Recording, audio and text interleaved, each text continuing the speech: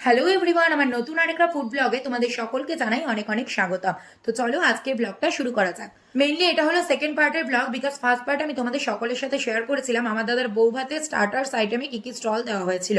এরপর চলে আসবো মেন কোর্সের আইটেমে। মেন কোর্সে অনেক রকম আইটেম ছিল। প্রথমে চলে এসেছিল স্যালাড, কাশ্মীরি আলুর দম আর নানপুরি। এরপর চলে এসেছিল ফিশ ফ্রাই, সঙ্গে ছিল 2 রকমের চাটনি।